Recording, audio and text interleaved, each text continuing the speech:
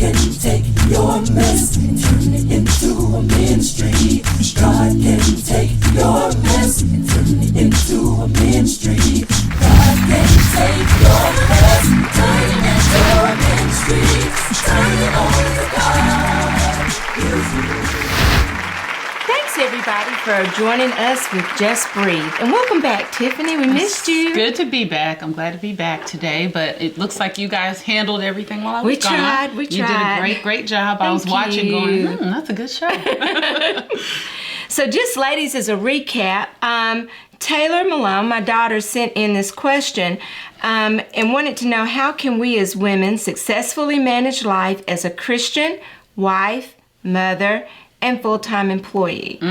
So that was way too much to cover in one part. Can't do that in one show. So now we are in part 2. So if you missed part 1, make sure you go back and watch it. So Tiffany, we couldn't do this without the virtuous woman. That's what I thought. I mean, she kind of seemed to have it together. She was the best one to really look at to answer the question. Yes. So, So let's get started. All we right. stopped with 18, so I guess we'll start with 19 and 20. All right. And so I'll be reading from Proverbs 31. Sorry. Proverbs 31, 19 and 20 in the New Living Translation says, her hands are busy spinning thread, her fingers twisting fiber. She extends a helping hand to the poor and opens her arms to the needy. So, here I see, especially with regard to Taylor's question, there's two things she's already doing here. She's working hard. Right. But she's not just working for her. She's working for some people who need her help. Some of the less fortunate. True. And I think sometimes some of the stress we have as ladies with trying to manage it all and trying to, how are we going to do this? How are we going to do that? Right. Sometimes it's a very my, and that's what our society is built on. It's all about self. And so sometimes we push ourselves and we work really hard and it seems like there's never enough. And it's because we don't really have the right focus sometimes. And I love the way she's busy. She's working. She's been working through this whole chapter. True. She's helping her husband in the different capacities, but she's also working to give. And we know that there's there's a law. You give and you shall receive. That's right. And, that's right. That's just what Jesus taught. We know that's just the way that God made things to work. Right. And so she seems to have tapped into that, and I love that. And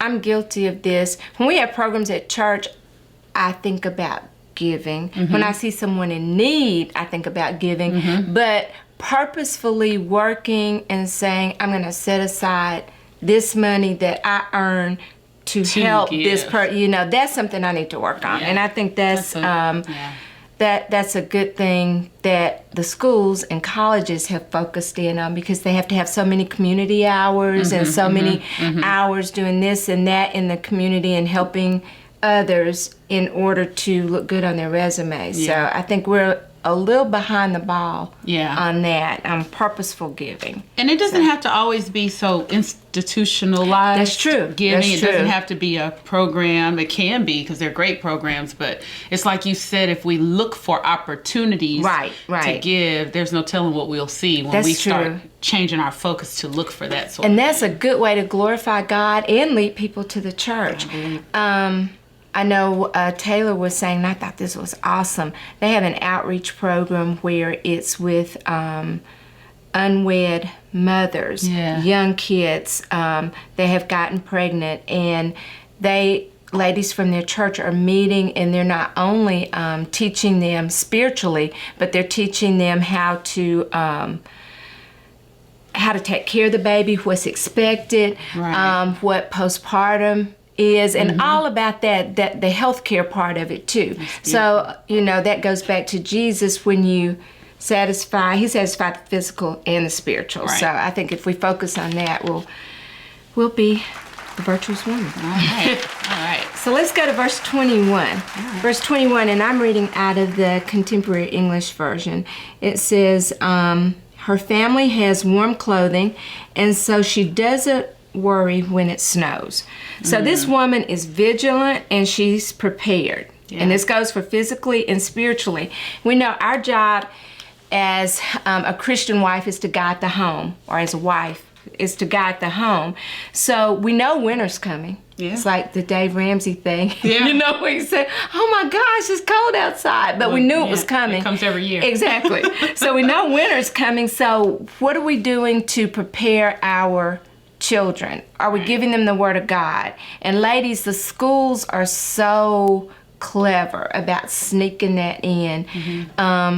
We had a thing with the shorts, the volleyball shorts. Oh, yeah, the yeah. girls were playing volleyball and were like, do they have to wear these tight shorts? Yeah. And it's, you know, all the other parents looked at me and Brian like, did they ask that question? Yeah. And they said, no, as long as you buy the shorts, they can be a modest length. And, you know, so it's things like that. The practicing on Sundays. Nothing wrong with that, but you give people an inch, they take a mile. That's right. So if you set the precedence and you start practicing on Sunday, then they might do a practice during your worship service and say, well, you practiced last Sunday. Right. So. Yeah, and I think a lot of times too, a lot of our stressors come from lack of preparation. That is so I can true. say that for my life. Yeah, me too. There are things that you know can happen that you don't prepare for. That's it. There are things you know are going to happen. You may not know prepare. when, Yeah.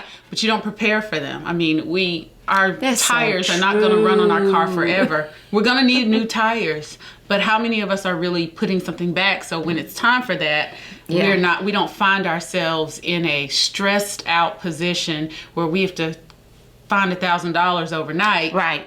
Well, really, it's like, I love Dave Ramsey. Yeah, Like, me too. Well, that's I love not a him so surprise. much, right. You knew that was going to come at some point. And so she's already prepared for the winter that's coming. It comes, and she just pulls out the warm clothes that Exactly. she's prepared for them.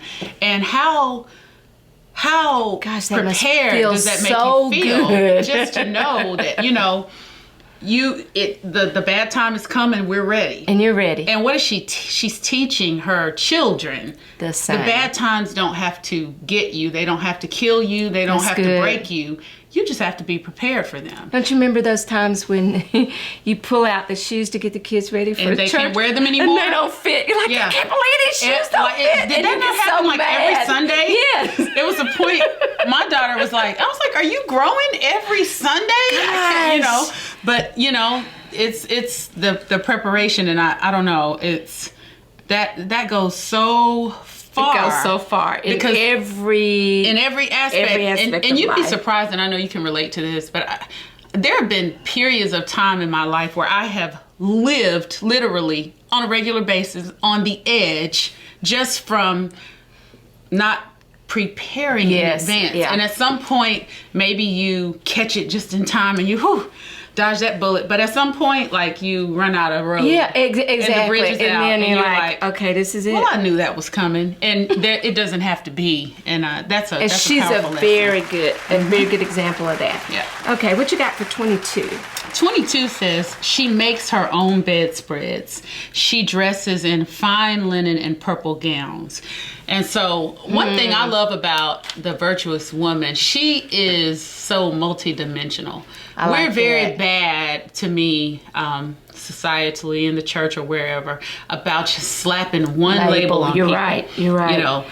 This is a woman who is intrinsically touching every element of her household. That's good. So when you Yeah. first start reading it, I don't think of her as being rich because she's spinning. Doing all this she's for her making family. Yeah. her own bedspread. Exactly. She's doing the work. She's guiding all the work. But then you read on and she's running a business. Right. And then you read on and her husband is well known in the gates. And you read on a little further and she's dressing in fine linen and purple gowns. She's well off on one hand, but she's got her able to hands in the touch. trenches. Yeah. So she is doing it all. I think about Taylor's original question. How do you do it all? Right. She's doing it all. And I think what is keeping her able to do it all is that she's grounded. Mm-hmm. She knows she's got the right focus. She's got Sure. that focus on others, on helping, on her husband, on her family. And it's not self. Yeah. And I think we'll find as we get to the end that focus is grounded in God. In God. Yeah. That's right. And I like that she's beautiful. She cares about her appearance. And ladies, we we know God looks on the heart and not on the outside, but we need to be real. We don't want to, it used to not be when you were dating, you didn't let your boyfriend see you with rollers in your hair, your hair all over your head. What the old folks call it, y'all were too common. Too common, yeah. And so we need to think about, and even after you're married, you want to keep looking attractive, keep looking the best for your husband, but you want to be beautiful inside and out. Right. So you don't just fix up the outside and then the inside is messed up. And a lot of this stuff, we talked about it on our first show, is coming from the inside out.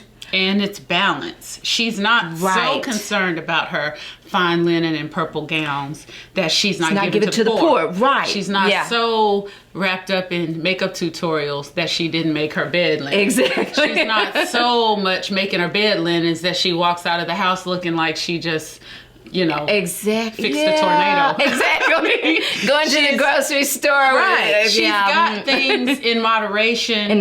And it's just reading it. Working. I don't know her, obviously, but it just seems like she's working it. I mean, and it's the just puzzles, moving. Right. Like you said, the pieces of the puzzle, I like what you said, sometimes we have all the pieces, but they are not fitting together. Right. And sometimes they fit and don't give us a picture we want. So yeah. Okay, verses 23 says, her husband is a well-known and respected leader in the city. So this brings to mind she's not an embarrassment to her husband. Ladies, sometimes a bad woman can bring a good man down.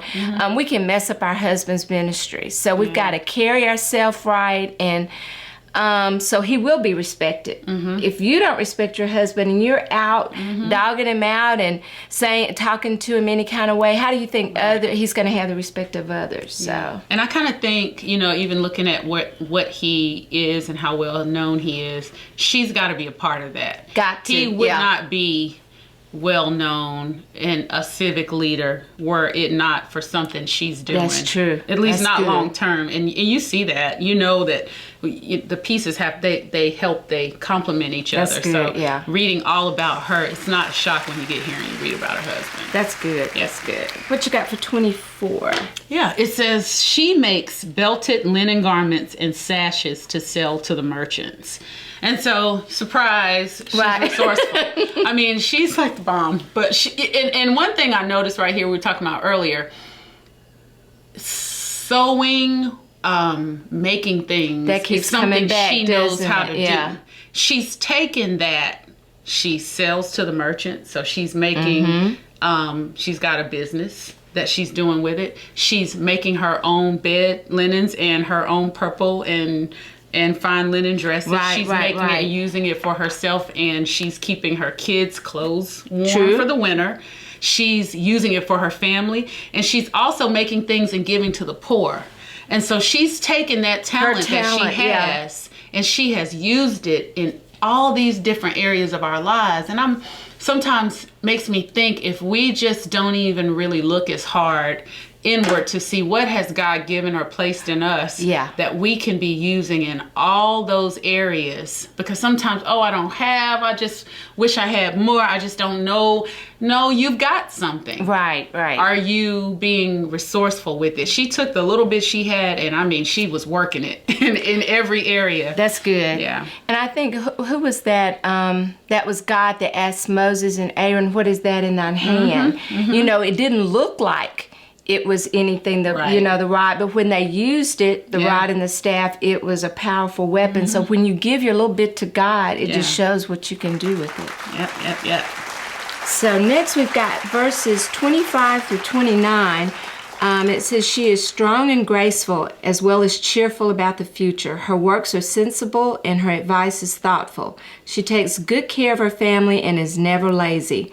Her children praise her, and with great pride, her husband says, there are many good women, but you are the best. Wow. So all of this speaks to her character. The character of a virtuous woman.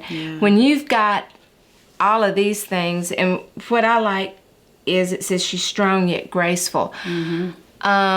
that's lost Oh, in this society. long gone. You're not graceful. But you're strong. You're strong. And we're going to wear it like the S on our chest. Yes. Not Supergirl, it's strong. Right. And it's like it's a man type of strong. It's not graceful at all. And that's something to those of you that's, looking for a man to find you. We talked about this last time. The man needs to find the wife. Be graceful. Right. This man-like and wanting to take control of stuff when you don't need to, it's not appealing. It's and not pleasant. Be strong. Just be it. Just be. You don't have to wear it. Everybody who talks to you doesn't have to know it. I'm going to tell them. Right. Just be it. That's good. She's it, but she also, in everything else we've read, is a help to her husband, is providing for her household. She's not a weak person by any means. And I don't think anybody who knows her thinks that. But I don't see her with a chip on her shoulder either. She knows how to be a lady. She knows how to be a lady. But I don't think she's someone you would probably want to try to take advantage of either. True. Because she's doing all these things. She's handling her business. Right. So it's not something she has to telegraph. It's who she is. That's good. And that was one of our takeaways last time. And she's optimistic. And I like what your version says about she's not fearful. She laughs without fear of the future. I love that. That's good. she laughs without fear of the future. It's like it's going to snow. Sure it is. Yeah, we're ready. And I'm prepared. And you can do that. And again, that goes back to what we were saying before. So much stress comes into our lives. So much angst and anxiety because of preparation. Yes. It's what you're doing right now that's going to tell what it's going to be in the future. Right. So she can laugh without fear of the future because she's prepared. She knows she's prepared for what she could do. She's done it all. Right. And she, like the rest of us, will trust God for the rest. And I like what verse 27 says. It says, she carefully watches everything in her household and suffers nothing from laziness. So you talk about laughing without fear of the future. Nothing that happens, even if things happen, because we know things happen to everybody, is because she was lazy on her part. Circumstances are going to come. Storms are going to come. Right. The world keeps turning. Nobody's immune to that. But nothing's happened. Her kids aren't cold because she didn't prepare coats for them. She suffers nothing from laziness. And that's saying everything that's within my power to control, I've done the very best that I could with what I had to be prepared. And that speaks volumes. And I like it that it says her words are sensible. There's no foolish talking. She doesn't say things just to hurt. She says things to comfort. I like that. And she's, a lot of times we're not considerate of others, and especially the situation that they're in. So we have to watch our words. And toward the end there, what a blessing to carry yourself so that you're loved and respected by others. You don't have to, and that was one of our takeaways, you don't have to say it. You let others say it for you. You let others confirm it. Right. That's beautiful. Her children stand and bless her. Her husband praises her.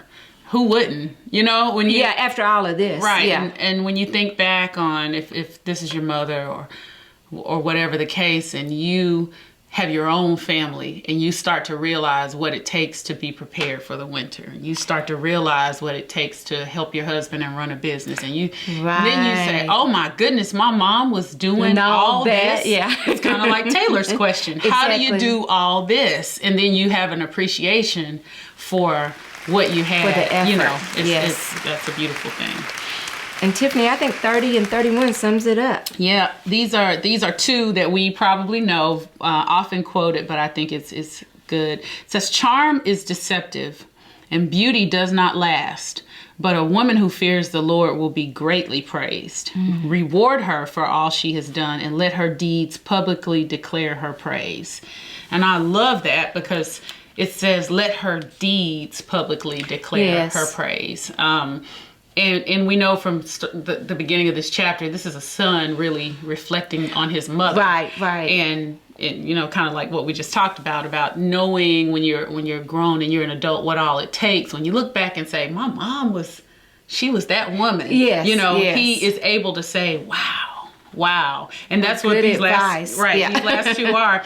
And I think it's worth saying again, charm is deceptive and beauty does not last. And there's something to be said again. She took care of herself and dressed nice, but there's something to be said for being so consumed with the outer appearance. It is not going to last. You have got to be made of something. I tell my child that all the time. You got to have something. Some kind of substance. Yeah. You know, and two things.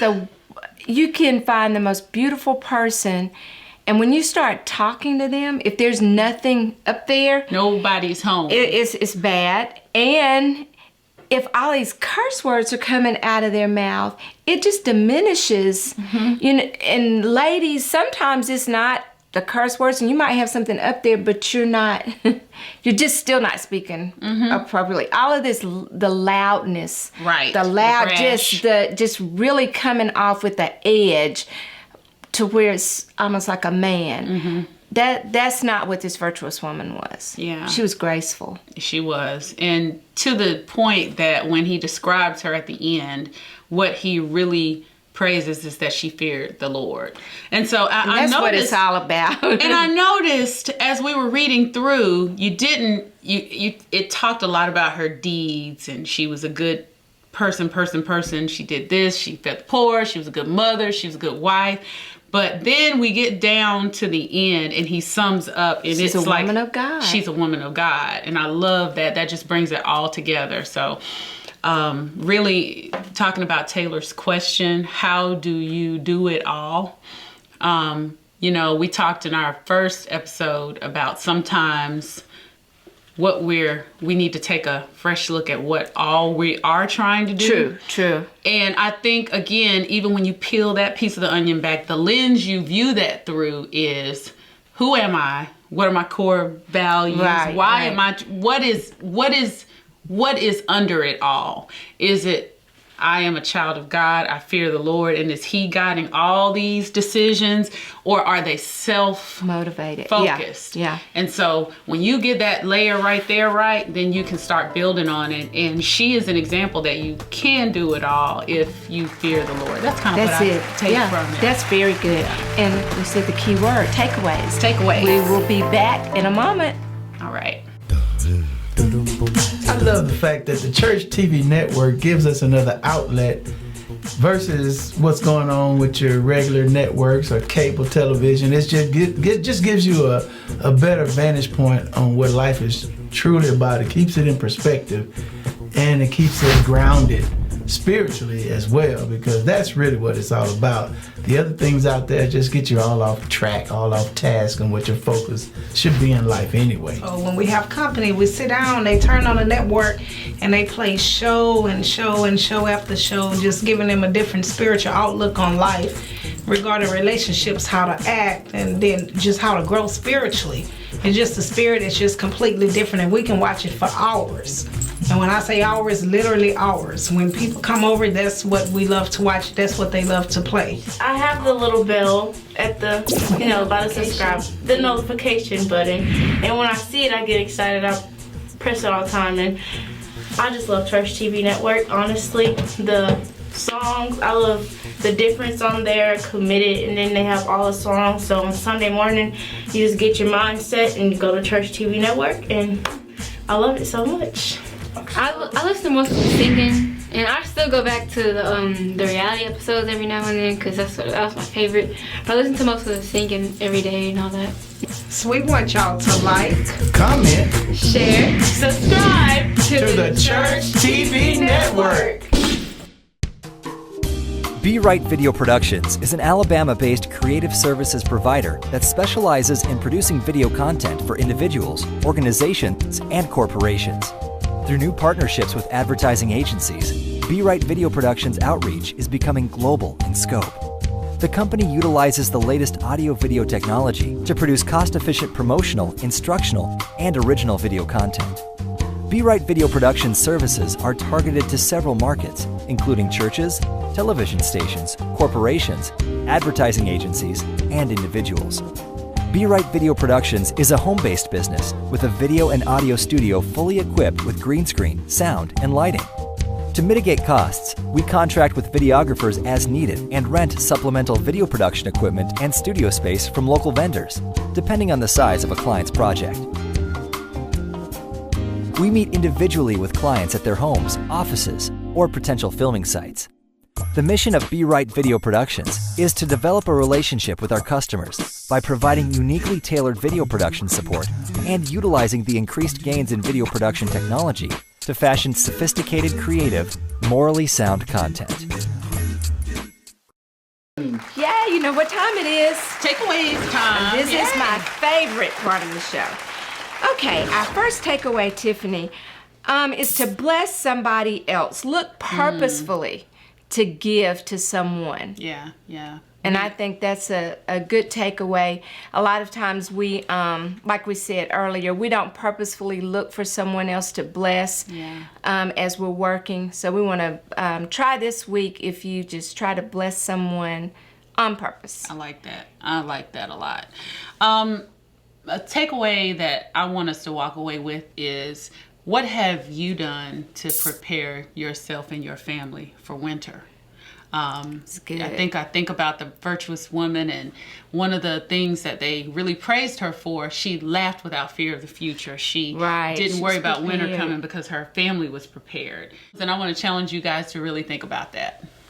Okay, next takeaway. Are you an asset or a liability to your family? When you go to your husband's job, when you go to your children's school, are they proud to see you come in to say, oh, that's my wife, that's my mom? Or ladies, are they hiding and looking the other way? So that brings into appearance, character, how you're acting. Are you an asset or a liability? That's good. That's good. And so the last takeaway goes back to the original question. How do we do it all? How we do it all is through Christ who strengthens us. That's right. A woman who fears the Lord, she shall be praised. So, ladies, it can be done. So, Tiffany, all we have to do is just breathe. See you next time. Bye. Thank you guys so much for all of your love and support that you've shown us as we've been doing this show. We want you to continue to like, comment, and share. Especially comment. The comments have been very encouraging to us and to everyone who's read them. And this week's wonderful giveaway is going to be the MIP project. This is produced by John Poo Malone. It is called the Unity Project, and MIP is called Members in Particular. So the aim of this project is Unity in the Body. This is a wonderful CD, and we are going to send this out to the lucky person whose comment gets picked this week. So you want that to be you. So comment, comment, comment. Tiffany, this week's winner is Espresso La Mocha. It's her screen name. So please, we want you to email us at justbreatheshow@gmail.com. Email us your address so we'll know where to send this new committed CD. Yay. And we want you to like, comment, and share on the Church TV network. We almost have 3,000 subscribers. So we're excited about that. So please like, comment, share, and most of all, subscribe, please. And thanks a lot, and we'll see you later. Bye. Bye. Just turn it on to God. Use you. Listen to the story that you might not know about me. I was full of pain, hatred, and envy, hurting so bad all I did was retaliate.